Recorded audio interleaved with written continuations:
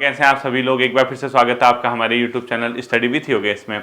Uttarakhand PCS के लिए जो बच्चे पूछ रहे थे कि सर किस तरीके से पीसीएस का देखना है 2 महीने के अंदर, वो हम लोग आज देखेंगे। जैसे मैंने आप लोगों को कल उत्तराखंड एसआई के बारे में बताया था, और उत्तराखंड एसआई की जो स्ट्रेटेजी है उसी तरीके से अगर आप उसको फॉलो करोगे तो आपके लिए बहुत बेनिफिट होगा। एग्जाम टाइम में आपको ज़्यादा प्रॉब्लम आएगी नहीं, ठीक है। इसी प्रकार से उत्तराखंड पीसीएस, क्योंकि मात्र 2 माह हैं बच्चों, अब हम लोग ऐसा कर सकते हैं कि जैसे ऐसा तो पॉसिबल है नहीं कि हर दिन आपको उत्तराखंड पीसीएस की क्लासेस यहाँ पे प्रोवाइड कराई जा सके, क्योंकि 2 महीने का जो एक प्रकार से समय है आपके पास, उसमें अधिकांश समय आपको स्वतः ही अपने लिए क्रिएट करना पड़ेगा। क्योंकि देखिए, पेपर के पैटर्न को अगर आप देखेंगे बच्चों, 150 मार्क्स का इस पेपर में आपको प्री क्वालिफाई करना है। यानी अभी मेंस का तो बिल्कुल दिमाग से निकाल लीजिए। आप भले ही प्रीलिम्स में कितने बेटर हैं, कितने बेहतर आप प्रीलिम्स में हैं, लेकिन लास्ट के 2 महीने प्रीलिम्स को देना ही देना होता है किसी भी कंडीशन में। याद रखिएगा, प्रीलिम्स को आपको लगभग 2 महीने देने हैं तो देने हैं किसी भी हालत में। तो सबसे बेहतर तरीका ये हो सकता है कि आने वाले 2 माह का आप एक पूरा अपना चार्ट बना लीजिए, एक शेड्यूल बना लीजिए, एक रूटीन बना लीजिए, और उस रूटीन को फॉलो करते हुए अपना सिलेबस को कंप्लीट कीजिए। क्योंकि अगर आप रैंडमली कभी कुछ पढ़ देंगे तो आपको कहीं ना कहीं ये चीज़ बच्चों आने वाले टाइम में प्रॉब्लम क्रिएट करती है, जब हमारा सिलेबस इनकम्प्लीट रहता है। तो हमारे पास टास्क ये है कि हमें सिलेबस भी कंप्लीट करना है, साथ ही साथ हमने ये भी देखना है कि किस प्रकार के क्वेश्चन। अब देखना है जो प्रीलिम्स का सिलेबस दिया है, अगर आप भारी भरकम किताबें पढ़ के सिलेबस कंप्लीट करने की कोशिश करेंगे तो मुझे लगता नहीं कि आप 1-1.5 महीने के अंदर या 2 महीने के अंदर आप हैवी जो किताबें होती हैं उनको पढ़ के प्रीलिम्स के सिलेबस को पूरा कर सकते हैं। ये बहुत टफ टास्क है अगर आपने पहले स्टडी नहीं की है।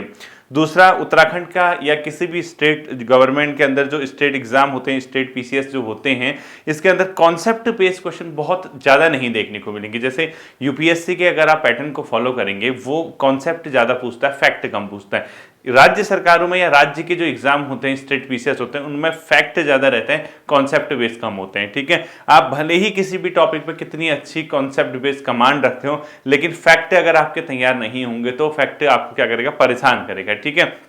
ध्यान रखना, इस 150 में लगभग आप मान के चलिए 50 नंबर तो उत्तराखंड आनी ही आनी है। लगभग 50 से 60 नंबर ये मिनिमम आप मान के चलिए, मिनिमम है, मिनिमम 50 मार्क्स की आपकी उत्तराखंड का पोर्शन आना है।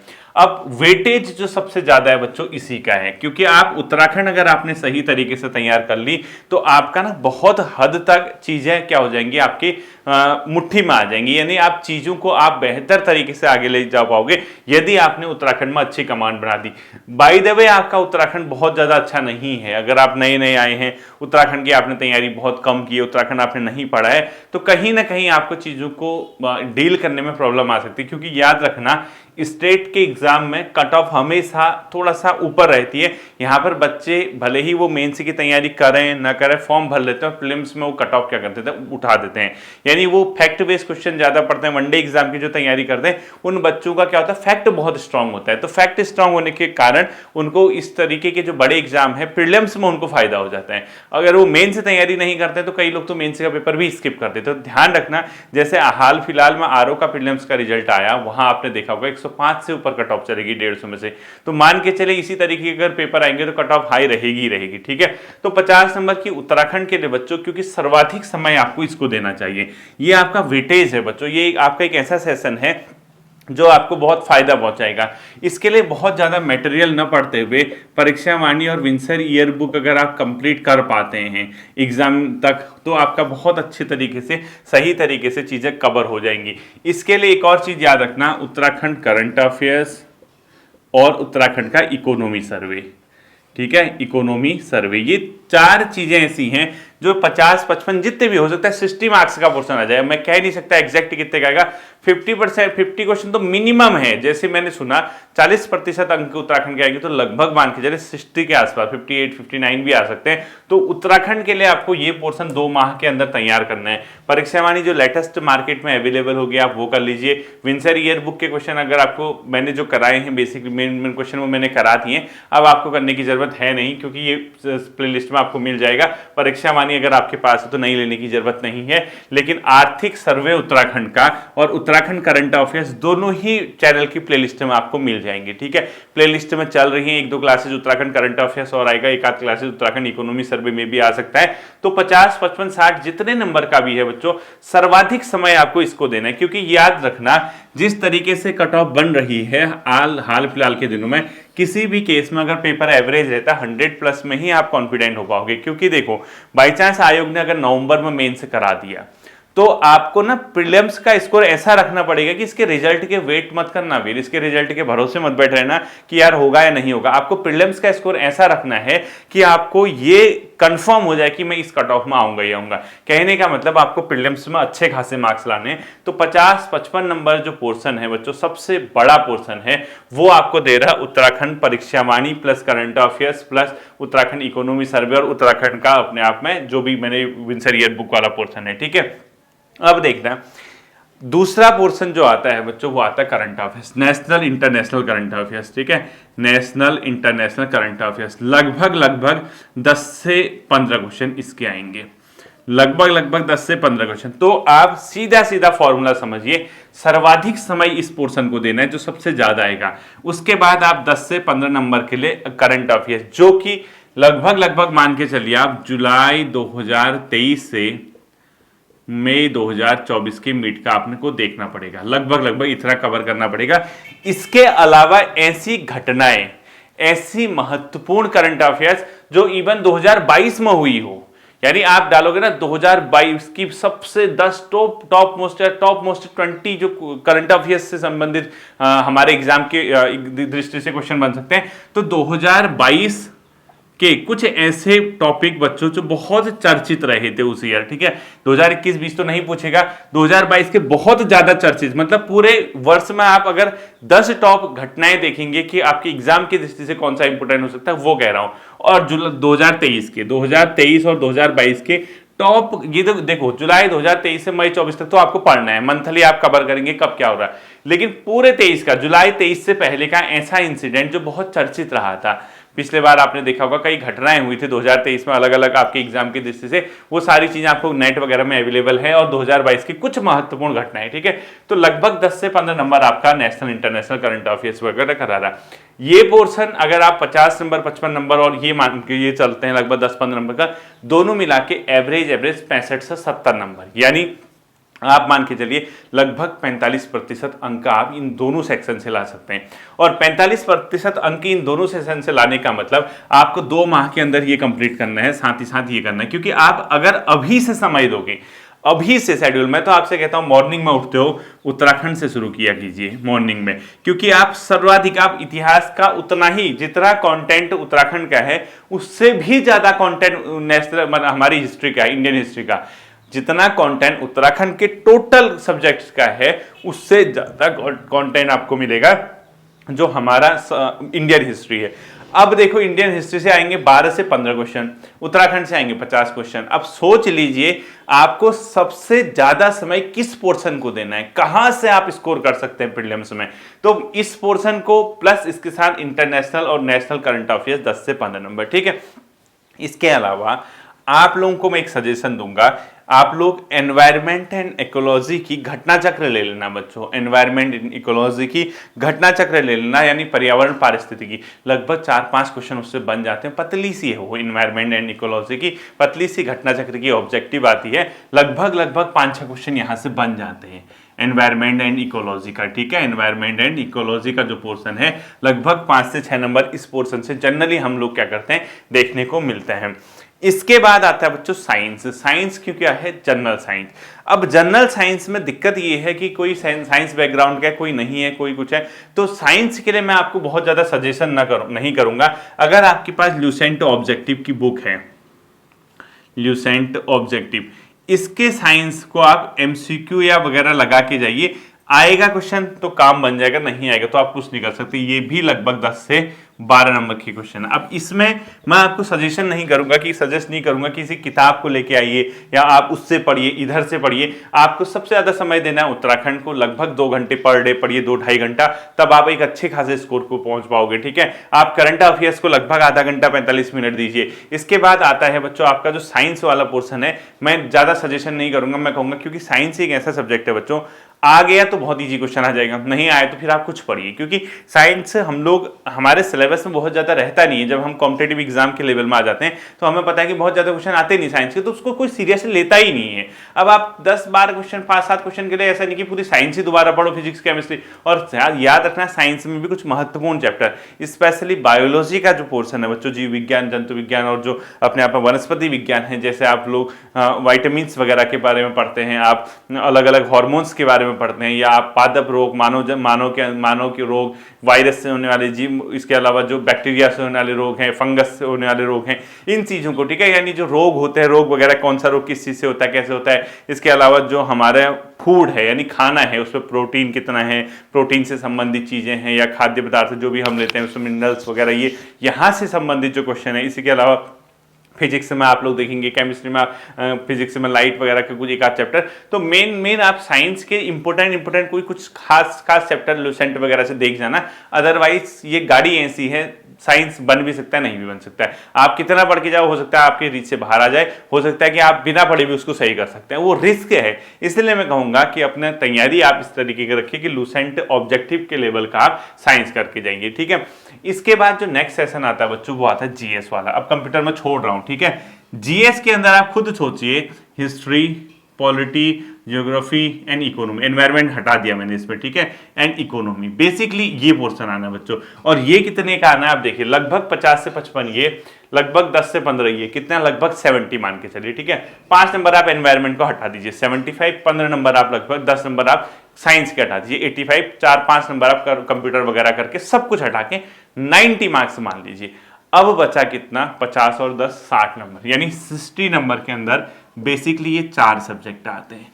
बेसिकली 60 नंबर के अंदर 4 सब्जेक्ट आते हैं, हिस्ट्री, पॉलिटी, ज्योग्राफी, इकोनॉमी। अब ऐसा तो है नहीं कि आप 150 में से 150 लाने के लिए तैयारी कर रहे हैं, आप तैयारी कर रहे हैं प्रीलिम्स क्वालिफाई करने के लिए। प्रीलिम्स लगभग मान के चलिए, अगर आप ले आते हैं 100, 105, 107 नंबर, आजकल कट ऑफ थोड़ा हाई रह रही, इसलिए मैं इतना कह रहा हूँ, इतना जाते हैं क्योंकि उसमें 40, 50, 40, 42, 40 नंबर के आसपास तो किसी को आते नहीं है वो क्वेश्चन। तो इसके लिए आपके पास बच्चों 60 मार्क्स हैं। अब देखो, क्या लक्ष्मीकांत पढ़ोगे 2 महीने अभी?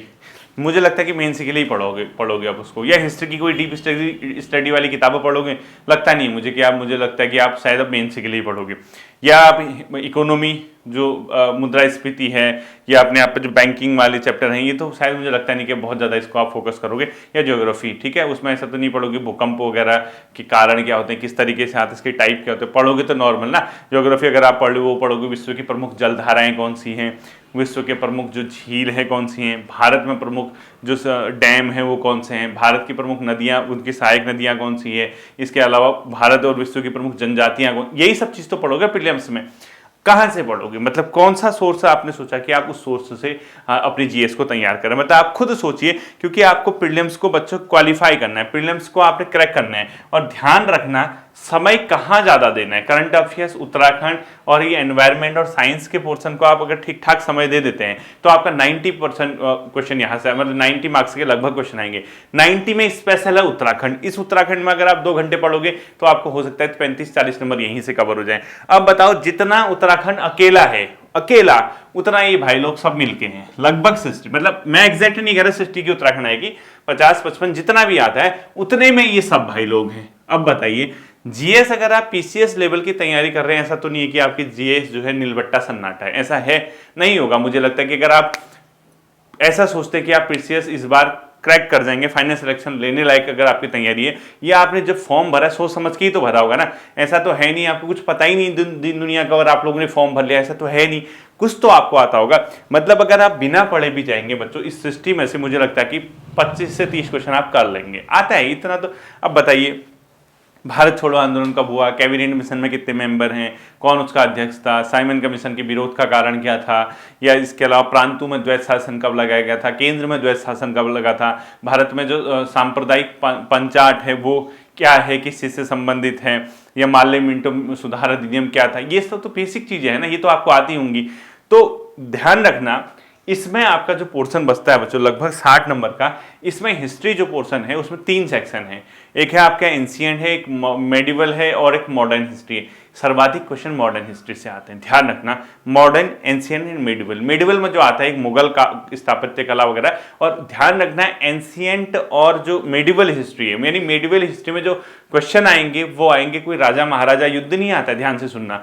ज्यादातर क्वेश्चन आते हैं आर्ट एंड कल्चर के बेस पे। आर्ट एंड कल्चर के बेस का मतलब जैसे जो हमारी स्थापत्य कला है, जो हमारी साहित्य कला है, या हमारी जो चित्रकला है, यहां से क्वेश्चन आते हैं। तो हुमायूं, जहांगीर, ये अपने आप में शाहजहां, अकबर, बाबर, जितने भी हैं मुगल पीरियड का, आप आर्ट एंड कल्चर सही से पढ़ के जाना। इसके अलावा जो तुगलक वंश है, तुगलक वंश में गयासुद्दीन मोहम्मद बिन तुगलक के बाद जो मतलब रूलर हुए थे, एक आध रूलर बहुत फेमस, उनके समय का जो आर्ट एंड कल्चर था, दिल्ली सल्तनत के अंदर जो आर्ट एंड कल्चर था, स्पेशली बता रहा हूं दिल्ली सल्तनत के अंदर जो गुलाम वंश का आर्ट एंड कल्चर है, दिल्ली सल्तनत का मुगल वंश का आर्ट एंड कल्चर है, ये बहुत इंपॉर्टेंट है। मॉडर्न हिस्ट्री तो स्वतंत्रता संग्राम 1857 की क्रांति है ही है। तो इन सब को पढ़ने के लिए समय कम है, और कम समय के लिए आप किन चीजों को, किन सोर्सेज को आप अपनाओगे, आप याद रखना है। अगर आपके पास किताबें हैं तो कोई दिक्कत नहीं, ठीक है। मैं तो यही कहूंगा कि लास्ट 2 महीने सिर्फ और सिर्फ प्रैक्टिस होती है बच्चों, क्योंकि कॉन्सेप्ट अगर आपके ठीक ठाक है, कुछ क्वेश्चन तो आपको वैसे ही आ जाएंगे, मतलब कॉन्सेप्ट बेस अगर आपने इतने पोर्शन को अगर सही से कवर कर लिया जो मैंने आपको बताया है, तो इस पोर्शन को कवर करने के लिए कोई भी ऑब्जेक्टिव किताब आप उठाइए। आपका अगर ठीक ठाक पहले पढ़ा हुआ है, आप कोई भी ऑब्जेक्टिव वाला सेशन लीजिए, चाहे आप घटना चक्र के अलग अलग ऑब्जेक्टिव लीजिए, आप लुसेंट के आप ऑब्जेक्टिव कीजिए। ये समय होता है सिर्फ और सिर्फ ऑब्जेक्टिव करने का। 2 माह का समय है, आप पढ़ के कुछ नहीं होगा। आप मेंस पढ़ना, आप जैसे ही 7 जुलाई को आपका पेपर अच्छा हो जाएगा, उसके बाद आप आगे को मेंस की तैयारी करना। उससे पहले आपका सिर्फ और सिर्फ टोटल ध्यान होना चाहिए बच्चों इसके ऑब्जेक्टिव्स करने का। ऑब्जेक्टिव के लिए मैंने आपको बता दिया, चाहे आप घटना चक्र ऑब्जेक्टिव करें या आप वो लुसेंट के ऑब्जेक्टिव वाले क्वेश्चन करें, तो आपका काम बन जाएगा, आप ठीक ठाक इसको ले आएंगे। अब देखिए, उत्तराखंड आपको किताबों से पढ़ना है, यानी एक किताब, ये बहुत अच्छा मार्क्स। करंट अफेयर्स आपको सही से तैयार करना है। साइंस में कहूंगा कि हवा हवा में देख के जाना, कोई फायदा नहीं है। या तो आपको आने वाला को वैसे ही अभी भी पता होगा क्या क्वेश्चन आएगा, वरना अगर नहीं आने वाला को फिर आप कितना ही पढ़ो। इसके अलावा आपको जो ये वाला पोर्शन है, इसके लिए मैंने आपको बता दिया इस तरीके से, ठीक है। सेकंड पेपर मुझे लगता है कि आप लोगों का सभी का ठीक ठाक होगा, यानी बहुत से बच्चे ऐसे हैं जो कहते हैं कि सेकंड पेपर सीसेट वाला जो है, एप्टीट्यूड वाला जो पोर्शन है, वो सर हमारा मतलब क्वालिफाई कैसे होगा, क्या होगा। 33% अंक आप ला सकते हैं बच्चों, इतना ज़्यादा टफ है ही नहीं वो पेपर। आप प्रीवियस पेपर देखना, हिंदी है, इंग्लिश है, थोड़ा सा रीजनिंग है, में से तो 33% अंक तो आप ला ही सकते हैं। थोड़ा उसमें जोर लगाना, पुश करना, कोशिश करना उसको करने की। मेन है आपका जो स्कोरिंग है, ये इस तरीके से इस स्ट्रैटेजी को अपनाना। इसको आधा 1-1 घंटा, मतलब आप इन सारे सब्जेक्ट को मिला के 2 घंटे से ऊपर समय मत देना बच्चों। आधा घंटा हिस्ट्री की ऑब्जेक्टिव लगाओ, आधा पॉलिटी की, आधा ज्योग्राफी की, आधा इकोनॉमी की, ठीक है। 2 घंटे आपने इसको देने हैं, 2 घंटे आपको परीक्षावाणी को देना है, 4 घंटा। इसके अलावा आधा घंटा आपको एनवायरमेंट को देना है, 4.5 घंटा। करंट अफेयर्स मिला के 1 घंटा देना है, 5.5 घंटा। बाकी साइंस को आधा 45 मिनट, 6-6.5 घंटे की स्टडी आपको करनी होगी बच्चों आने वाले 2 माह में। यानी आप 60 दिनों का टारगेट लेके चलिए, 6-7 घंटे की स्टडी करेंगे, तब आप इसके प्रीलिम्स में जब 150 नंबर के प्रीलिम्स के पीछे भागेंगे, तब जाके आप 100, 102, 105 नंबर के आसपास स्कोर कर पाएंगे, ठीक है। होपफुली ये चीज आपकी समझ आई होगी। आप लोग इसको एक बार कोशिश करना, इसी पैटर्न पे आप लोग चलना, और पैटर्न पे चलोगे तो आपका काम आसानी से बन सकता है, ठीक है। उम्मीद करता हूँ ये बात आपकी समझ आई होंगी। फिर मिलते हैं अगले सेशन पर, अपना ध्यान रखिएगा। Thank you.